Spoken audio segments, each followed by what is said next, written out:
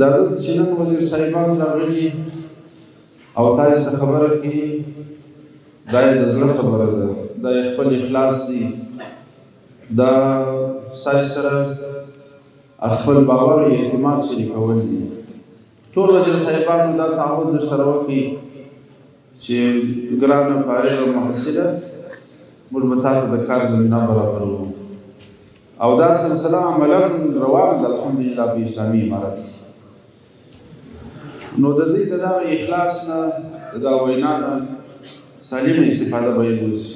داسې فکر ونه کړي چې دا اوس دلته په افغانستان کې یو سیاسي نظام راغلی دی، لکه په فاش په پوهنتونونو ته خلک راتله کوشش به دا وشي بیا کله ووټ راځي په ووټ کې به ماته بیا رایه راکول شي، خلک به زما اثبات وکړي، زه به بیا مخته لاړ شم، وزیر به شم، کاندید به شم. دغسې خلک نه دي.